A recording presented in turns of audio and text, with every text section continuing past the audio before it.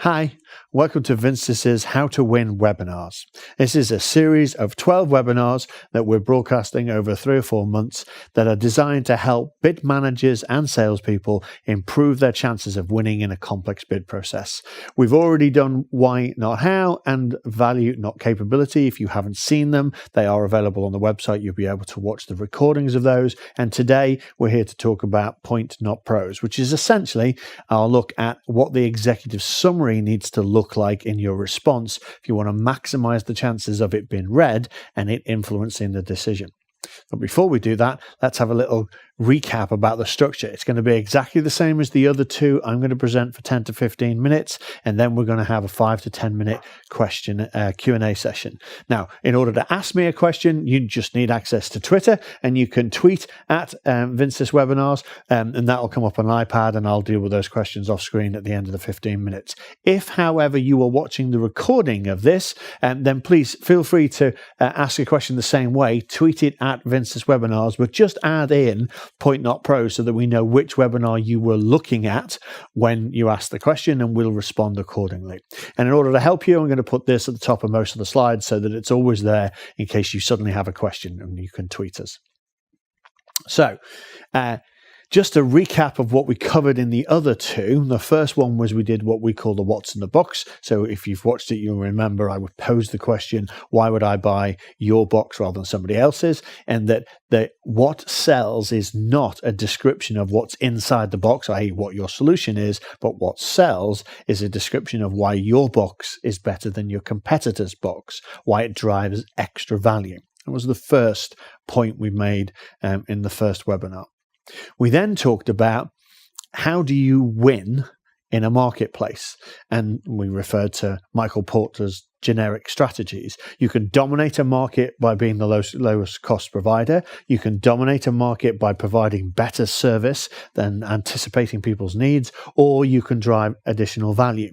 And our contention is that if what you use is poor quality communication, so if you're using presentations that are bullet points, and you're using an executive summary that's largely text, then because you can't articulate value, you end up being squeezed down here between service and cost. So those are the conversations where clients say to you, we'd like to deal with you because we like you, but you're $10 million more expensive than the competitors. If you can shave your price, you can have the business. And you're not maintaining margin or a win rate if you're going to be squeezed here. Whereas if you change the way you communicate so that you can actually articulate value, then what happens is you're able to have a conversation about the value you drive, and then the service and the cost become less of an issue. If you do that right, our clients find that they win more. Typically, they move from 1 in 3 to 3 and 4. They make more margin because they're not having to discount in order to get a sale. And then finally, it shortens the sales cycle. So they close business quicker. So that's the win for getting this stuff right. We want to talk about how we prove that we deliver the value. And for us, there are, again, this is in the previous webinar, there are 5 ways of proving that you can deliver value.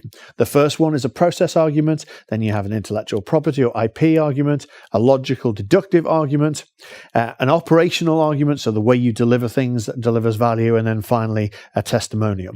And there's in previous webinar, there's an evidence of each of these and examples of each of these to show you how to think about proving not your capability of delivering, but proving your ability to deliver the value that you've promised to the client.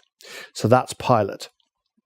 Okay, so today we want to talk about less about the presentation, the orals at the end of the process, and more about the proposal. What are the tips and tricks that you can put into the executive summary, maybe the whole of the RFP, although sometimes that's a Herculean task and it needs to be just to the front end and the executive summary. But what should you do to the executive summary so that you inspire confidence in your ability to deliver value? Well, let's have a look at some befores and afters and talk about it. The first thing is most people, when they're writing their executive summary, tend to structure it in what feels like a logical process. So let me tell you a bit about us and what we do, our company background. Then let me tell you about the solution we're offering, the features of it, how it's going to function, what we're going to do and how we're going to do it. Then we'll probably talk about how we operationalize it or maybe transition it. And then finally, we'll probably put the pricing in. And if you look, most people's executive summaries or even business proposals generally follow this kind of structure. But we would suggest that perhaps there's a more intelligent way of structuring the executive summary in order to get across the key points, i.e., why you're going to choose us, not what are we going to do after you've chosen us, which is probably what's in this. So we would suggest that the beginning of your executive summary starts with a very brief intro, like a paragraph that is probably more about analyzing the problem that the client has and the impact that the problem is having with the client. So why is there a need at all to do something? And to nail that in the first paragraph or two of the executive summary. Then we want to talk about what the solution to that problem is and define exactly what will fix the problem. We're going to concentrate on why this solution solves the problem and drives value. Then we're probably going to talk about proving that the solution works, not by articulating how it operates and how we will deliver it, but thinking about pilots and thinking about how we prove the value of what we're going to do rather than the capability of what we'll do. The second question then is, why would you choose us to do this as a supplier rather than our solution? Sometimes those two are the same thing, because sometimes you can only get the solution from us and therefore it doesn't matter whether you win the solution argument or the supplier argument. But 9 times out of 10, the two are different. I may believe that I can get the same solution from you and your competitor. And so there needs to be this is why you would buy the solution from me, not them. And again, that has to be proved. And again, we would like you to prove that with pilot, with either a process or an IP, etc., so that you can deliver, prove, make people feel comfortable. You can actually deliver the value of the service. Then an implementation summary, which would be the transition plan. And usually this is very succinct and very quick. It says this is what we're going to do and how we're going to do it and how we ensure that we don't drop the ball. Largely there, it's about risk mitigation when we're doing it. And then a financial summary, which might be the price, but actually we would argue that in the executive summary, you should give the return on investment argument first. And the price is a part of that, but it comes in after you've articulated the value they're going to get. And then finally, a conclusion, which is where you do, the last paragraph, your impassioned plea for, we really want to be your partner, really want to work for you. And this seems to be a more intelligent flow of information that helps the reader, in this case, walk through the problems and the issues that they need to address when they're selecting a solution and a supplier. Principally, the difference is in this one, we're probably talking a lot about what we have and what we will do. Whereas when we're helping clients write their executive summary, it's all about the client and what the client needs to do in order to solve the client's problem, which is why you start off with a problem and you end with the impact of solving that problem. And it's all about the client, not all about you, the supplier. So number one, get it structured. And then where possible, make the structure absolutely crystal clear to the reader so that the reader knows that they're in a section and what that section is addressing. That way, if they don't read it linearly, and some people don't, some people will flick through the executive summary, pick the headings they find that are interesting, dive in and dive out. But if they do read it linearly, we are building up an argument, a case for choosing us and for changing. So that's the first thing, structure. Secondly, then let's look at a real example. Here's some text written in an executive summary that was given to us, before we started to try and make it readable and to draw the reader's attention to the bits we wanted to do. And so our job is to turn this into something that is easier to read and something that directs their attention towards the right bits. So, for example, you will have looked at the headings because the color makes them stand out. You will have looked at the picture because it leaps off the page, and then you will probably have looked at some of the other bits. We'll have a little bit more of a closer look at that. This is 2 pages from a proposal, from an executive summary that we've designed for a client, but it's just to illustrate the 5 key things that will make a difference. So let's start off with this box here. If you look here, I'm interested in, at first glance, where does your eye come? Let me make it a bit bigger so you can see it. I suspect what happens is everybody reads cost designed out. That's one of the value propositions. And then their eye goes to these 2, safe and efficient facility and radically reduced overall costs. That's because we've summarized the key points and had them stand out as points, bullet points if you like, rather than prose. This will draw the eye. It's quicker and easier to read, and so that's what they'll read first. And if they're interested, if they already agree that this is something they want and they don't want any more detail, they might not read this paragraph. If they do read this paragraph, we've also used colour not only to bold out the heading, but we've also changed the colour of a couple of key sentences so that some people won't read the whole paragraph, but they will read next generation design ideas, facilitating smart architectural decisions means you will benefit from, and we're back to a safe and efficient facility and radically reducing the overall costs. So what we're doing is using colour to help guide them to a short path through reading the words that give them the gist of what we want. That's about making it easy for them to get the key message from it and not come away with the wrong message because they were reading the wrong bit or confused by the wrong bit. So this layout will draw people's eyes. Indents, spacing, the logos, the animation, all of that is designed to try and get the reader to read the bits we want them to read in the order we want them to read it in. Okay, take another example. This box here, clearly your eye is going to go to the picture, but then what we've done is put alongside the picture a call out box that doesn't look like prose, that is more likely to be read before they read the paragraph before and after. And if we get this one right, what will happen is they'll read the whole thing, but they will read this first because the picture drew their eye to it. And they understand that it's about supporting this value proposition because of the heading.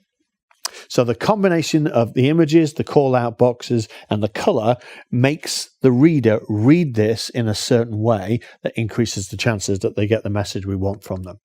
One more example. In this box, your eye will go definitely to the diagram because we process images a lot faster than we process text. And then if the diagram doesn't get that this is all of us working in collaboration under the heading Limbach, then you'll probably read this, which says the same thing as the diagram.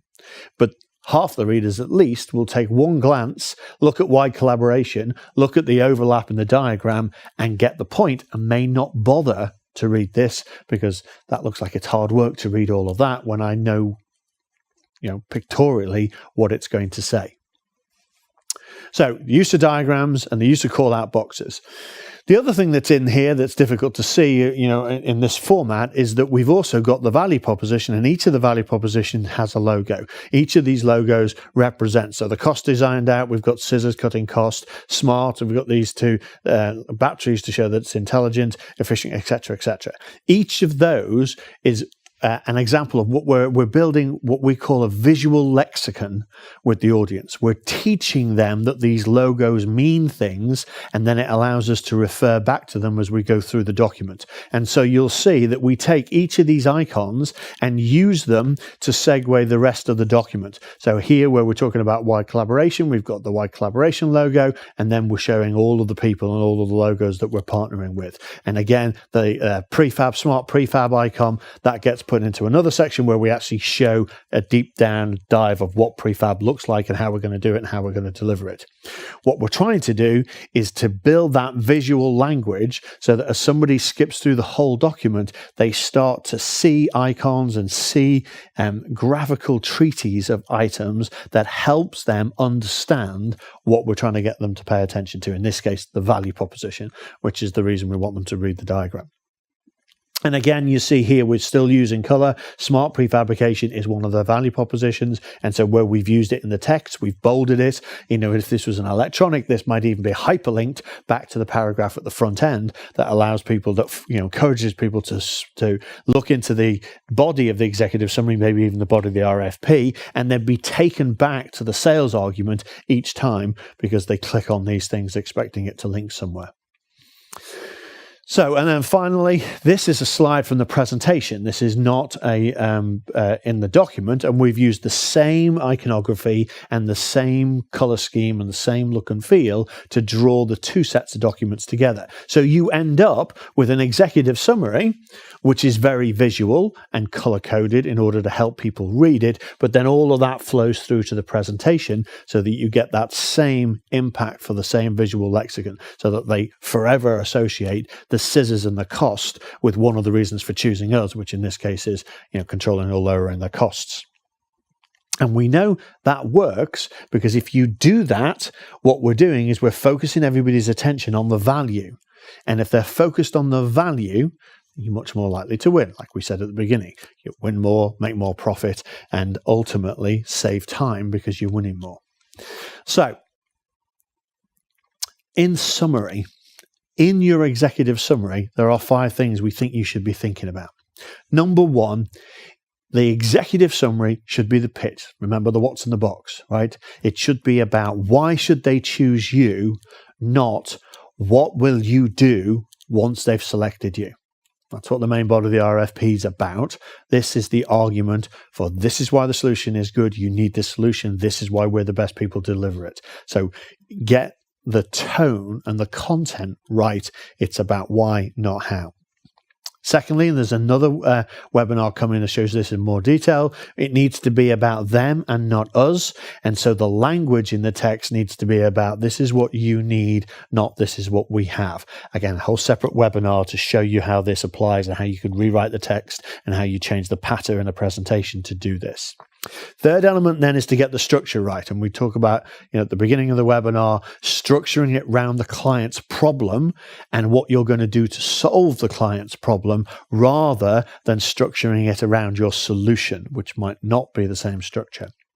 And then draw their eye to the information we want them to read. So we're going to use color, we're going to use iconography, and we're going to lay the page out so that we encourage the client to read the bits that we want them to read in the order we want them to read in. And then finally, make sure that where humanly possible, we've put a diagram in alongside the text explanation because the diagram will draw the eye and the diagram's likely to become more memorable than the text. We know people remember diagrams 3 to 4 times more than they remember and recall prose. So where possible, put a diagram in.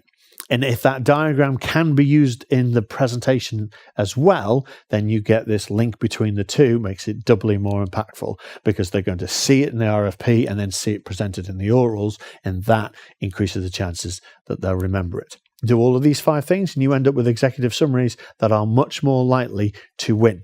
Next presentation, which will be in 2 weeks' time, we're going to actually delve more into this idea of shifting the pronouns from you to we in both the written submission and in the oral submission. And we would summarize that by, it's about what you need, not what we have. And we should reflect that in the language and the way we describe the solution. Hi all, my name is Alice Felstead and I am Nikki's business partner here at M62 Vincis. Nikki is in South Africa today with a client of ours, and so you get me for the Q&A instead. So we've had some questions in, which is absolutely brilliant, but please don't be shy. Please do keep tweeting them in if you have a question, and we'll get through all of them eventually. So the first question that I have from an M Ward is, what advice can you give if they dictate the structure of our response? And I presume by they, you mean the client. And I suppose there are 2 big bits of advice that we might offer to you for you to consider. The first is, whilst oftentimes we find that RFP documents are very prescriptive, oftentimes they leave the executive summary open to your discretion. So they tend to just say that they'd like an executive summary rather than to be, hugely prescriptive about what goes into that, which means that you have absolute control over that document, and therefore all of the techniques and hints and tips that Nikki talked about, you could still put into that executive summary document. And I think that's of great benefit because of the whole response, the people who are most likely to be the decision makers on the deal are most likely to read the executive summary. So I guess advice tip number 1 would be make sure you still use all of that thinking in your executive summary. The second thing you can do is throughout the granular response where you're asked to provide, the detailed answer to 25 questions that they've got about the operations plan, is answer the question, of course, but then at the end of your response, find a way to link it back and to reference one of the value proposition points. So if it's an IT bid and they have a question for you about security, find a way to link it back to whatever value proposition that granular answer would fit with, say it's around efficiency. And so those would be our two top tips. Keep the control over the executive summary and don't let that put you off, and then answer the question, but make sure you link it back to one of the value propositions. And if you can do those two things, you increase the chances that the client will hear or read that you're making the transition from how to why, which Nikki spoke about. So not just how we're going to do things, but why they need it and why they need it from you. So let's take another one. I think we have another one from L. Davies, which is how long should the executive summary be? So great question. For us, we have a saying, which is, I'm sure you've all heard it before, which is less is more. I know truer is that the case than in your executive summary. So for us, it's a page, maximum 2 pages, but certainly if you're getting to pages 3, 4, and 5, it's just too long and you really need to think about cutting it down. And then actually on that, another tip would be that we routinely give clients who are thinking about refreshing materials and rethinking how they do executive summaries is to read your document and circle the first time you talk about the client and their needs. And if it's not in the first paragraph, you might want to think about deleting all of that which appeared in your document prior to that point. Okay. Then I think we've got another question. So Jim is asking, that example presentation looks great, but it looks like it's a big cost and takes a long time. We don't have the budget or time for that normally. Do you have any tips that can get a similar impact without the cost and time? So yes, great question, and you're absolutely right. Our design team deployed onto that project, and obviously they spend their lives thinking about this, and therefore that may well be a cost that it sounds like your organisation can't bear. What I would say is on the diagram that Nikki presented, with the 5 bubbles, the first 2 ones were how to why and we not you. And those really don't cost you any money in terms of design time or production cost. If when you're writing the document, you can make the transition from how to why and describe, why they need the product and service and why they need it from you, that makes a huge difference. And then the next biggest difference you can make is switching the language from talking about we, us, company name, to you and your, as in the client. That makes a huge difference. And that really doesn't add a budgetary cost, but it does take time. But what we found is that it takes time initially because it's different to the way everyone's operating today. But once you get the hang of it, you start to get into the swing of things and it reaps dividends. So if you have no budgetary cost, our suggestion, Jim, would be to prioritise those 2 things. Number 1, think about the value proposition and articulating why. And then number 2, change those pronouns, remove and delete out all of the we's and find a way to rewrite the document so that it's exclusively you and your. Great, okay. Well, it looks like that's all of the questions that we have for today, but please don't be shy. If you think of a question after the webinar today or in the next couple of weeks, you can still tweet us, please do, and we can get back in touch via email or another mechanism. And of course, join us in 2 weeks for the next webinar. Thanks all.